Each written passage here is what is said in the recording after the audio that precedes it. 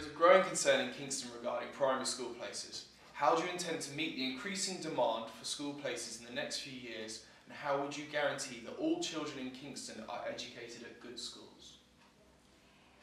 I mean, I think that the answer to this question also lies in investment in public services and trying to protect the schools that we have from privatisation. I mean, this is probably more of a problem with maybe secondary schools and universities. I'm not sure about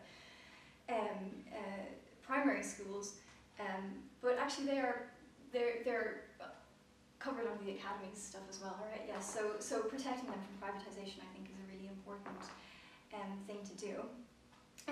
I think that increasing investment is the best way to do that, and increasing access to good schools for everyone. I think one of the things that's very important is to make sure that the teachers are paid as much as they should be paid, and to ensure that they're not that good people, good teachers are not being forced out of the profession because they can't afford to live as teachers.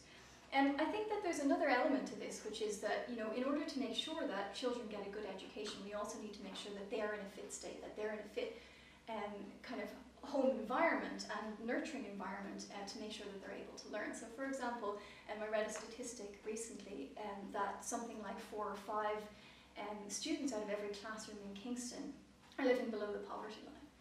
So that's, I think, below £16,000 a year for a household or something like that. And these kinds of things have been shown to reduce the ability of children to learn in a classroom environment. So I think, as well as maintaining investment in schools and in teachers, we also need to invest in families and invest in children and make sure that nobody is living below the poverty line, least of all these children. Education is a massive priority for me. It's very important to me that all children get the very best start in life so that they can compete in our economy by going to fantastic schools. And over the course of the last 5 years, over 1 million more pupils are studying in good or outstanding schools in this country. In Kingston we do have a school places shortage, but it's a shortage that's been met in the short term by allocation made by the new Conservative Council, and in the long term, Education Secretary Nicky Morgan, who's actually from Surbiton, has allocated £4.5 million for school places funding in Kingston. But that does not solve the problem. It's clear to me that we need at least 2 new primary schools in Kingston, and this is something which should have been planned for a long time ago. And I see it as one of my key responsibilities as MP for Kingston and Surbiton to push for additional primary schools, not just expanding classroom sizes or expanding facilities in current schools, but building 2 entirely new primary schools. Obtaining the funding for that would be a key priority for me. Well, first and foremost, there's a problem with overdevelopment in Kingston. So all these flats are just being built, such as, for example, alongside the river, just crammed into really small places without any kind of consideration of the broader area. And you have lots of people in one place without the services they're going to need, such as schools and also GP surgeries and things like that. So that needs to be looked at in the way that flats are being built in the area. But also an issue we have with education at the moment is academies and free schools. I'd say we need comprehensive education for everybody, and schools should be accountable to local people as well. So we think we need to bring academies and free schools back under local authority control, and we need to build more schools. That's what it comes down to at the end of the day. But as I said, comprehensive education, publicly funded and accountable to local people, and that's going to resolve our issue. Well, I think that's a key point there. Make sure that all Kingston students are educated in good schools, because there's some people in UKIP and some Tories actually that want to bring back grammar schools, and they want to bring back grammar schools because they say that grammar schools provide an excellent education for their children. I don't doubt that. I think that's absolutely right. But I want an excellent education for all children, not just those lucky enough to get into grammar schools. So once again, it's about the equality and fairness agenda. We want all children to have an excellent education, not just a privileged few. And that's a thing that's going to run through all of our manifesto and all of our policies. It's all about for the many and not just the privileged few. And in education, we make sure that all children have a qualified teacher in the classroom, not someone that doesn't know what they're doing. That someone may be brilliant at their subject, they might be a great physicist, but they can't control a classroom. And I think children need properly trained teachers.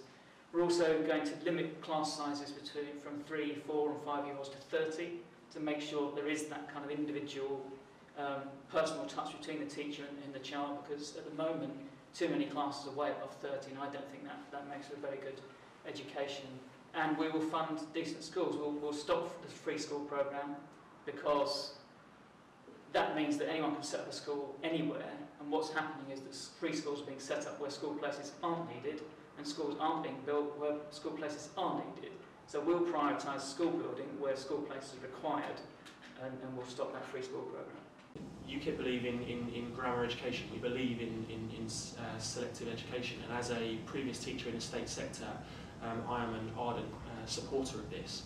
I believe that a move towards grammar education with carefully thought out selection policies would indeed mean that those from poorer backgrounds would have access to the best education in terms of an academic route, whilst those that are less academically minded, and you experience that in all schools across the country, would get fair opportunity to work and learn in environments where they are given opportunity to explore different areas and not force down an academic route. Now, we have, for example, Kingston Community School, which has just been given the go-ahead and everything else to open, so that will indeed open up a deal of school places. I think we need to look at, again, and I bring into this idea of controlled migration. I think the numbers that we are bringing into the country do affect, at least have an effect on frontline services such as the NHS and education indeed.